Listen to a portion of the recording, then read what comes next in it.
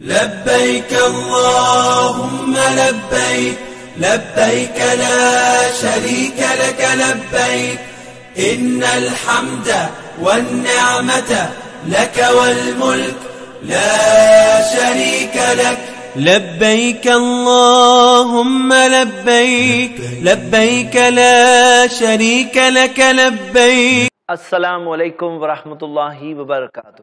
الحمدللہ والصلاة والسلام علی رسول اللہ وعلی آلہ واصحابہ اجمعین، اما بعد.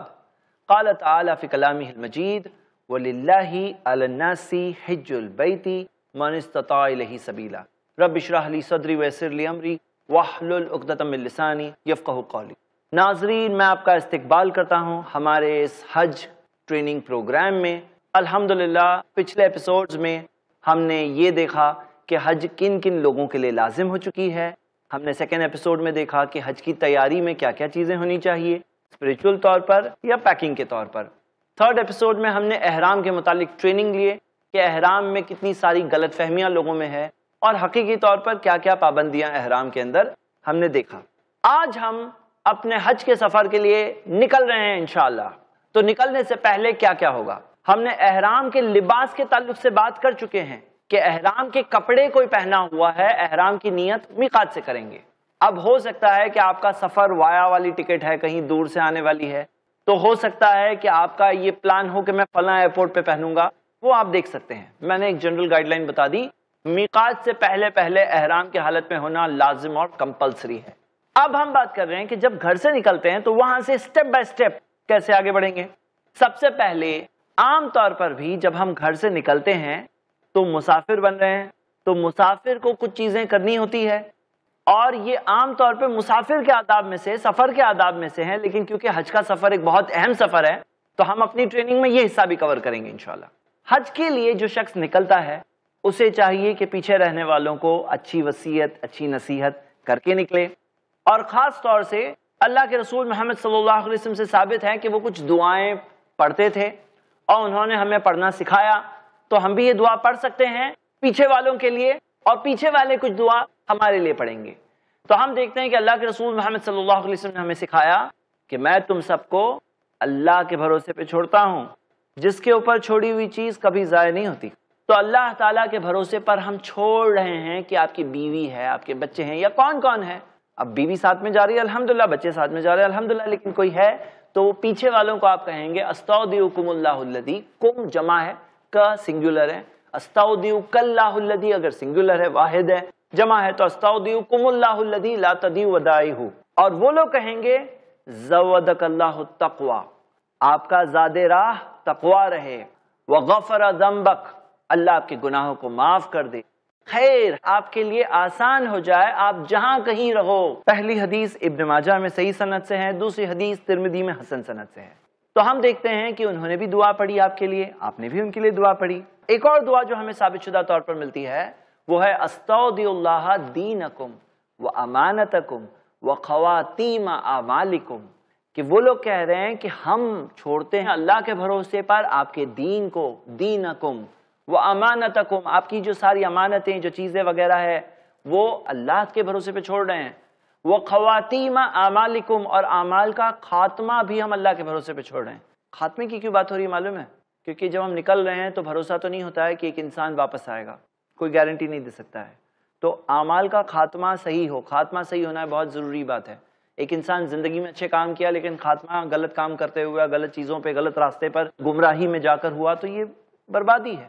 تو ہم دیکھ رہے ہیں کہ یہ جو سفر کی دعا ہے اس کے اندر خاص طور سے تقوی تمہارا زاد راہ ہو، اللہ تمہارے گناہوں کو معاف کرے. یہ سب کیوں ہے؟ کیونکہ کئی بار جو ہمارے معاشرے کے اندر لوگ ہوتے ہیں وہ عام طور پہ شہر میں ٹھیک ہوتے ہیں لیکن سفر میں جاتے ہیں نا تو بہکے بہکے خیال آنے لگتے ہیں انہیں، صحیح راستے سے بھٹکے ہوئے راستے پر سفر میں جانے لگتے ہیں، کوئی دیکھ رہا نہیں ہے، شہر والا کوئی ہے نہیں. تو اسی وجہ سے یہ دعاؤں میں یہ چیز خاص طور سے ملتی ہے کہ میں تمہیں چھوڑتا ہوں اللہ کے بھروسے پر. اسی طرح ایک انسان جا رہا ہے، اب اس کو فکر ہے کہ پیچھے والوں کو کیا ہوگا، تو وہ کہہ رہا ہے میں انہیں اللہ کے بھروسے پہ چھوڑ رہا ہوں. ہم نہیں ہیں کرنے والے، حفاظت کرنے والا اللہ ہے، ہم ذریعہ ہے لیکن کرنے والا اللہ ہے. تو ہم یہ دیکھتے ہیں کہ اللہ کے بھروسے پر جب چھوڑتے ہیں تو اللہ کو یہ چیز بہت پسند ہے. یہ ایک دل کی عبادت ہے. اللہ تعالیٰ نے قرآن میں فرمایا سورہ آل عمران میں وَمَن يَتَوَکَّلْ عَلَى اللَّهِ فَهُوَ حَسْبُهُ، جو اللہ کے بھروسے پر چھوڑتا ہے تو اللہ اس کے لیے کافی ہے۔ تو ہم یہ دیکھتے ہیں کہ اللہ کے بھروسے پر چھوڑنا اور دل سے یہ نیت کریں۔ دیکھیے یہ سب باتیں یاد رکھیں کہ صرف الفاظ نہیں ہیں۔ بہت سارے لوگوں کا معاملہ ایسا ہے کہ یہ دعا پڑھ رہے ہیں، یہ دعا پڑھ رہے ہیں، دل سے پڑھ رہے ہو، دل سے اس بات کو محسوس کر رہے ہو، وہ چیز کو محسوس کر رہے ہیں، تو یہ بہت اہم ہے۔ چلیے ہم گھر سے نکل گئے، سواری میں بیٹھے۔ جب سواری میں بیٹھ رہے ہیں تو سواری میں بیٹھنے کی دعا ہے، الحمدللہ حج کا سفر ہے۔ آئیے ہر قدم پر یہ ارادہ کریں کہ قرآن و سنت پر عمل کریں گے، نبی صلی اللہ علیہ وسلم کی پیروی کریں گے، زندگی میں سدھار لائیں گے۔ تو ہم دیکھ رہے ہیں کہ سواری میں جب بیٹھ رہے ہیں تو اسلام نے کیا سکھایا ہے؟ یہاں پر بھی شکر گزاری سکھایا ہے، یہاں پر بھی اللہ کے احسان کو ماننا سکھایا ہے۔ صحیح مسلم کی حدیث ہے کہ اللہ کے رسول محمد صلی اللہ علیہ وسلم 3 بار الحمدللہ الحمدللہ الحمدللہ اور اللہ اکبر اللہ اکبر اللہ اکبر کہتے، پھر وہ سواری کی دعا پڑھتے سبحان الذی سخر لنا ھذا، پاک ہے اللہ جس نے اسے ہمارے لیے مسخر کر دیا، ہمارے انڈر میں کر دیا اسے۔ وما كنا له مقرنین، ہم اس چیز کو نہیں کر پاتے تھے۔ وَإِنَّا إِلَىٰ رَبِّنَا لَمُنْقَلِبُونَ، اور یقیناً ہمیں اپنے رب کی طرف ہی واپس لوٹنا ہے۔ ہم واپس لوٹنے کو یاد کر رہے ہیں، مطلب آپ سواری پر بیٹھ رہے ہیں، ایک جگہ سے دوسری جگہ جا رہے ہیں، ایک وہیکل پر چڑھ رہے ہیں، بیٹھ رہے ہیں اس میں، ایک جگہ سے دوسری جگہ جا رہے ہیں۔ وَإِنَّا إِلَىٰ رَبِّنَا لَمُنْقَلِبُونَ، ہمیں اپنے رب کی طرف ہی واپس لوٹنا ہے۔ ہم اس واپس لوٹنے کو یاد کر رہے ہیں کہ جب ہم دنیا میں مر کر دنیا سے چل بسیں گے، اس چیز کو یاد کر رہے ہیں سواری پر بیٹھتے وقت۔ اور یہ آیت ایکچولی قرآن کی آیتیں ہیں، سورہ زخرف میں ہے، سورہ نمبر 43 آیت نمبر 13 اور 14۔ تو ہم دیکھ رہے ہیں کہ گھر سے نکلتے وقت ہم نے گھر والوں کے لیے دعا کی، گھر والوں نے ہمارے لیے دعا کی، ہم سواری میں بیٹھے، سواری کی دعا ہم نے پڑھ لی، اب سفر کی دعا ہمیں پڑھنی ہے۔ اور سفر کی دعا ایک بہت پیاری سی دعا ہے جس میں بہت ساری قیمتی اور پیاری باتیں آ جاتی ہیں۔ یہ دعا ہمیں صحیح مسلم میں ملتی ہے، پیارے نبی محمد صلی اللہ علیہ وسلم نے ہمیں سکھایا، اللہم انی اسألک فی سفرنا ھذا البر، اے اللہ میں تجھ سے مانگتا ہوں اس سفر میں نیکی، والتقوی اور تقوی، ومن العمل ما ترضی اور ایسے اعمال جس سے تو راضی ہو۔ اللہم ہون علینا سفرنا ھذا، اے اللہ ہمارے لیے اس سفر کو آسان کر دے، ہلکا کر دے، وطوی عنا بودہ اور اس کے دوری کو ہمارے لیے آسان کر دے، ایزی بنا دے۔ اللہم انت صاحب فی السفری، اے اللہ تو ہی تو ہے ہمارا ساتھی سفر میں، والخلیفۃ فی الاہل اور ہمارے گھر والوں کے لیے تو ہی تو دیکھنے والا ہے، پیچھے کسے چھوڑ کر جا رہا ہوں؟ اللہ کو ہی تو چھوڑ کے جا رہا ہوں، ساتھ میں بھی اللہ ہے، پیچھے والوں کے لیے بھی اللہ کو ہی چھوڑ کے جا رہا ہوں۔ اللہم انت صاحب فی السفری والخلیفۃ فی الاہل، اللہم انی اعوذ بک، اے اللہ میں تیری پناہ مانگتا ہوں، من واساء السفری کہ سفر کی مشکلوں سے اللہ میں تیری پناہ مانگتا ہوں، وقعبۃ المنظری اور برے منازل، بری چیزیں دیکھنے سے، بری چیزیں سامنے آ جائے، ایکسیڈنٹس وغیرہ، ایسی چیز جو گھبراہٹ پریشانی کا ذریعہ بن جائے، خود کے ساتھ ہو کسی اور کے ساتھ ہو، وقعبۃ المنظری برے منازل مجھے نہ دکھے، وسوء المنقلب فی الاہل والمال، اے اللہ تیری پناہ مانگتا ہوں کہ واپس آنے کے بعد میرے اہل میں یا میرے مال میں بہت کچھ برا ہو گیا ہو، میں اللہ تیری پناہ مانگتا ہوں۔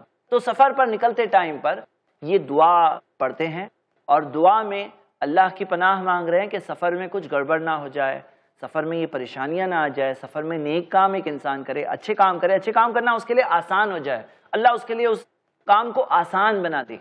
تو یہ ہے سفر کی دعا۔ تو ہم دیکھ رہے ہیں سفر تو شروع ہو چکا ہے الحمدللہ۔ سفر کے دوران کیا کریں؟ سفر کے دوران زیادہ سے زیادہ دعا کرنے کی کوشش کریں۔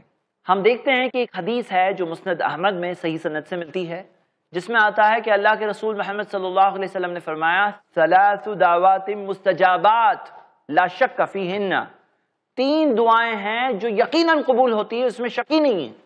3 ٹائپ کی دعائیں ہیں جو 100% گارنٹیڈ قبول ہوتی ہے۔ وہ 3 کون ہیں؟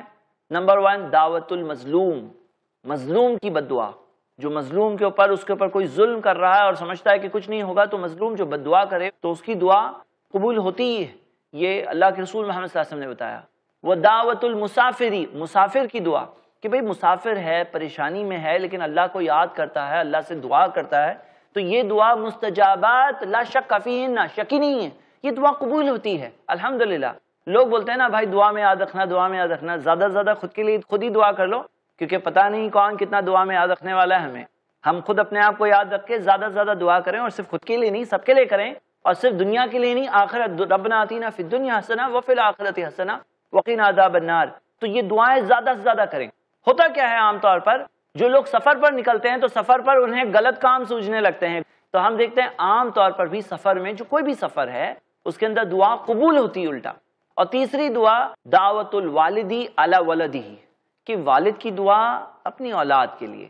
تو والدین جو دعا کرتے ہیں اپنی اولاد کے لیے یہ دعا قبول ہوتی ہے الحمدللہ. تو یہ 3 ٹائپ کی دعائیں ہیں، اس میں سے ایک سفر کی دعا بھی ہے. تو سفر کے اندر فضول کا ٹائم مت ویسٹ کریں، غلط چیزیں گپے ہانکنے میں، غیبت کرنے میں ذرا بھی نہیں، عام طور پر بھی نہیں کرنا چاہیے. یہ تو حج کا سفر ہے، حج کے سفر کے اندر زیادہ سے زیادہ اچھے کام کرنا چاہیے. ذکر و اذکار کریں، اور زبان کو رطب من ذکر اللہ، اللہ کی یاد سے گیلا رکھنے کی کوشش کریں.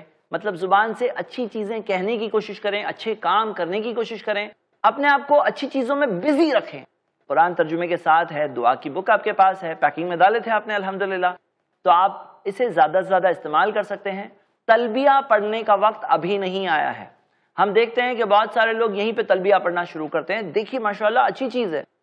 جائزہ یہ ہے کہ جہاں پر تلبیہ پڑھنے کا وقت آتا ہے وہاں تو بالکل لوگ بہت زیادہ نہیں پڑھتے ہیں. جہاں پہ وقت نہیں آیا وہاں پہ پڑھنے کا بہت جذبہ ہوتا ہے.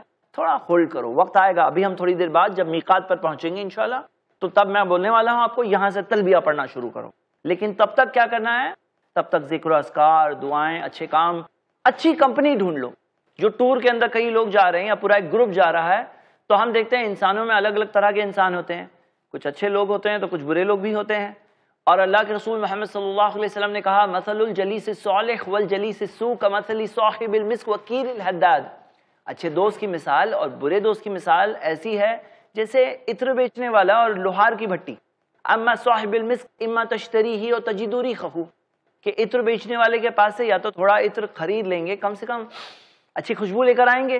وکیل الحداد، لوہار کی بھٹی، یحرق بدنک او ثوبک او تجد منہ ریحا خبیثا، لوہار کی بھٹی میں یا تو کپڑے جل جائیں گے یا تو بدن جل جائے گا یا کم سے کم بری ہوا لے کر آئے گا کوئی. تو دیکھیے کون سا عطر بیچنے والا آپ کے ساتھ ہے. صحیح بخاری کی حدیث ہے یہ. مطلب دیکھو لوگوں میں کہ کون عطر بیچنے والا ہے. یہ بزنس کارڈ دیکھنے کی بات نہیں ہو رہی ہے، یہ اس کے اخلاق اور مینرز اور اس کی باتوں کو دیکھنے کی بات ہے، اس کی دینداری اور اچھائی کو دیکھنے کی بات ہے.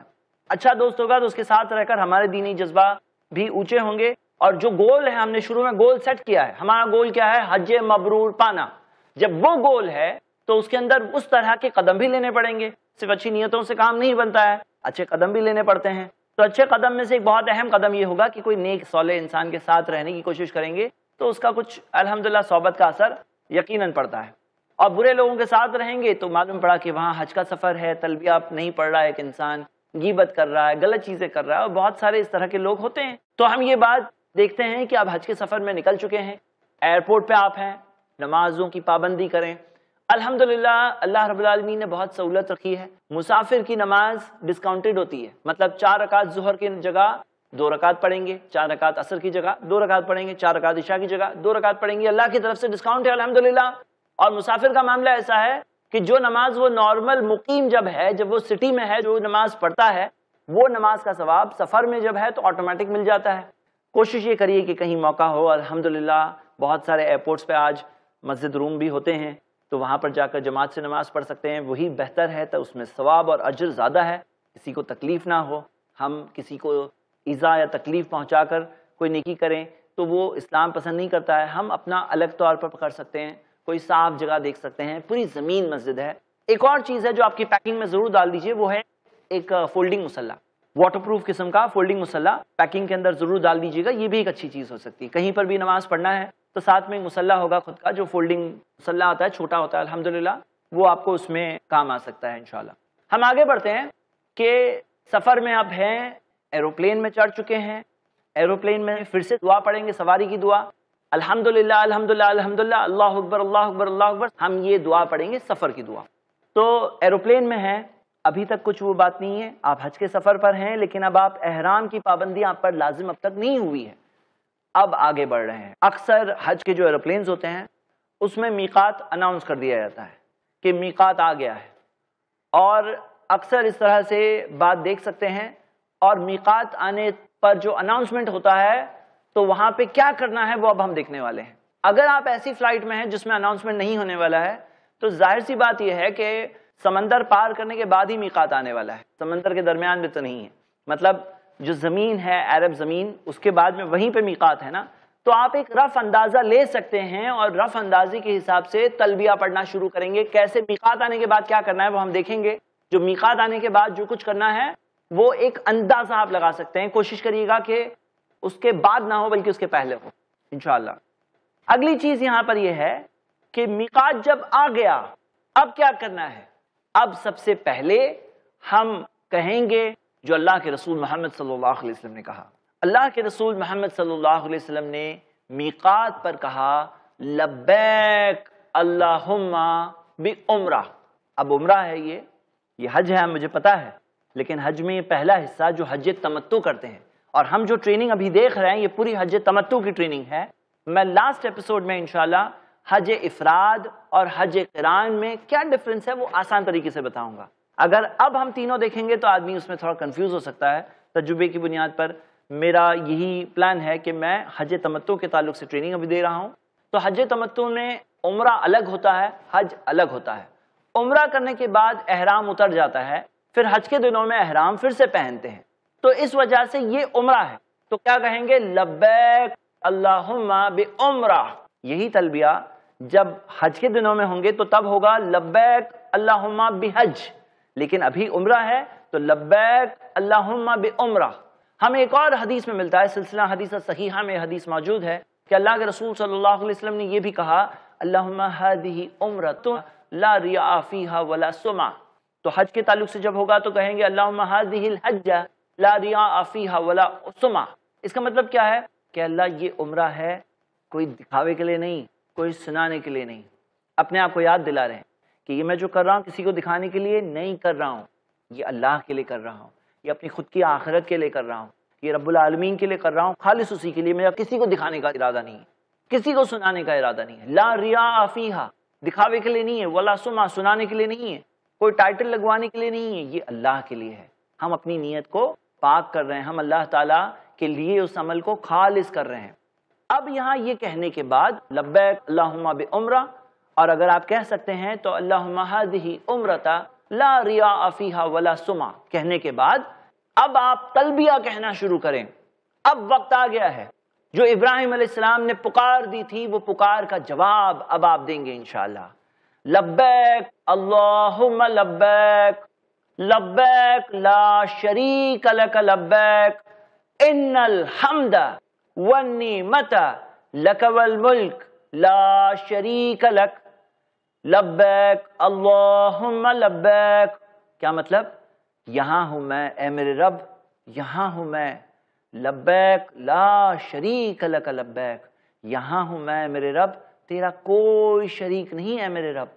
ان الحمد یقیناً سبھی تعریف، والنعمت ساری نعمتیں، لک والملک تیری ہی ہے ملکیت، سب جگہ تیرا ہی کنگڈم ہے، تیرا ہی ہے سب کچھ. لا شریک لک نہیں ہے تیرا کوئی شریک، اللہ کا کوئی شریک نہیں. یہ بنیادی پیغام ہے حج میں کہ وہ اکیلے تنہا ہے، اسی کے ہاتھ میں سب کچھ ہے. تو تلبیہ جو کہنا شروع کرتے ہیں اور یہ پڑھنا ایک بہت بڑی دلی طور پر ایک احساس کو پیدا کرتا ہے. یقیناً اللہ بذکر اللہ تطمئن القلوب، یقیناً اللہ کی یاد میں دلوں کو اطمینان ملتا ہے. یہ تلبیہ پڑھنے میں ایک دل کو ایک ایسا سکون ملتا ہے، اور وہ ایک ایسی چیز ہے جس کے اندر آدمی کو اپنے آپ کو اس چیز سے محروم نہیں کرنا چاہیے.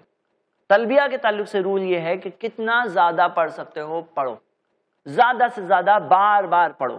اور اللہ کے رسول صلی اللہ علیہ وسلم نے کہا اتانی جبریل، جبریل میرے پاس آئے، فامرنی اور مجھے حکم دیا، ان آمر اصحابی او ممائیہ کہ میں اپنے ساتھ والے صحابہ کو کہوں، ان یرفعوا اصواتهم بالتلبیہ کہ وہ تلبیہ کے ساتھ اپنی آواز کو بلند کریں.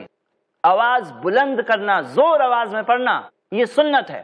تو تلبیہ کے اندر زیادہ سے زیادہ پڑھنا لبیک اللہم لبیک لبیک لا شریک لک لبیک ان الحمد والنعمت لک والملک لا شریک لک. زیادہ سے زیادہ پڑھنا. اللہ کے رسول محمد صلی اللہ علیہ وسلم نے کہا افضل الحج سب سے بیسٹ حج ہے الحج والسج، وہ جس کے اندر تلبیہ میں آواز بلند کی گئی ہو اور جس کے اندر قربانی کا خون بہایا گیا ہو، تو یہ بہترین ہے۔ نبی صلی اللہ علیہ وسلم نے کہا انہ من شعائر الحج، یہ حج کی نشانیوں میں سے ہے۔ پہلی دونوں حدیثیں ترمذی میں ہے اور تیسری حدیث ابن ماجہ میں ہے۔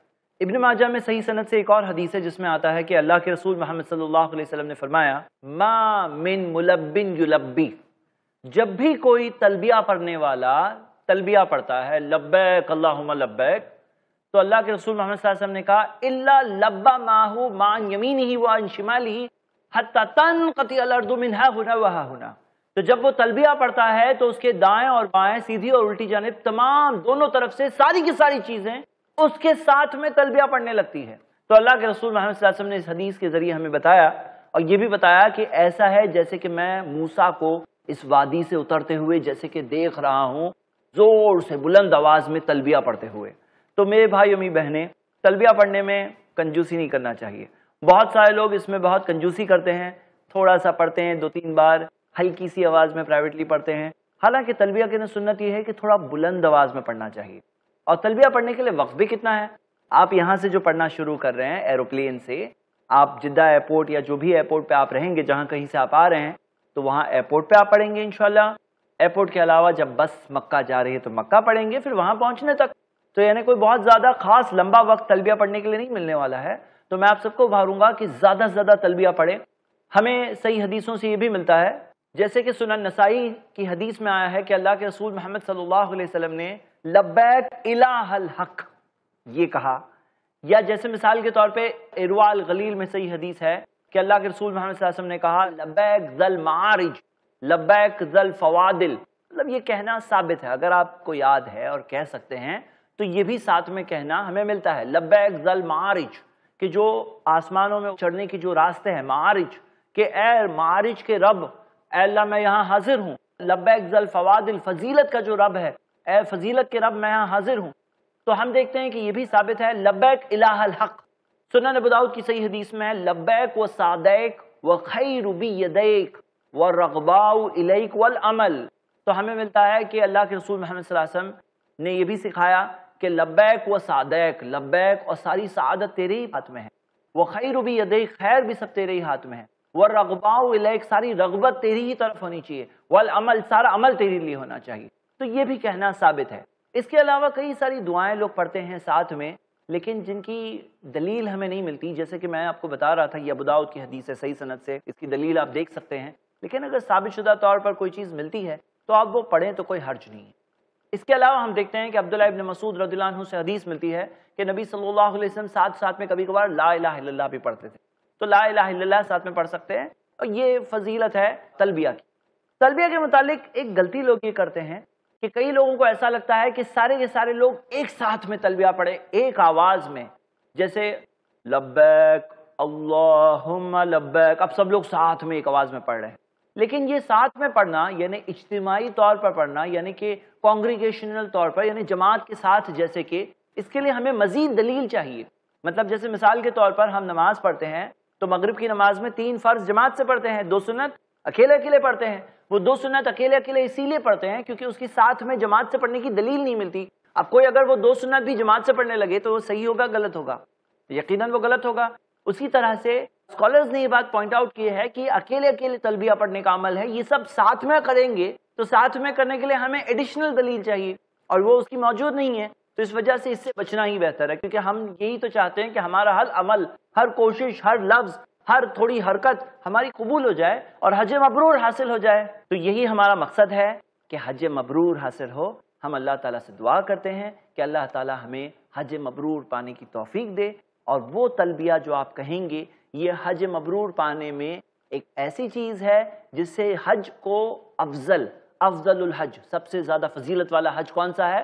جس میں زور آواز سے تلبیہ ہوتی ہو، وہ حج کی نشانیوں میں سے ہے۔ یہ ایک ایسی چیز ہے جس سے حج کا معیار اور مقام، جو عمرہ آپ کر رہے ہیں، جو حج کرنے والے ہیں، اس کا مقام اللہ کے نزدیک بڑھتا ہے، اور اس سے ایک زیادہ بہتر درجہ حاصل ہوتا ہے، اور اجر و ثواب بھی حاصل ہوتا ہے، اللہ کی رضا حاصل ہوتی ہے۔ تو میں آپ سب کو اس چیز کے تعلق سے ابھاروں گا کہ تلبیہ زیادہ سے زیادہ کریں، لیکن اس کا وقت آنے کے بعد، وقت سے پہلے نہیں۔ یہاں تو عجیب سا معاملہ ہے کہ خود جو حج کرنے جا رہے ہیں وہ بھی اپنے یہاں سے شروع کر دیتے ہیں، اپنے گاؤں سے، اپنے شہر سے، ایئرپورٹ سے، ساتھ میں چھوڑنے والے بھی کئی بار دیکھتے ہیں وہ لوگ بھی تلبیہ پڑھنا شروع کر دیتے ہیں۔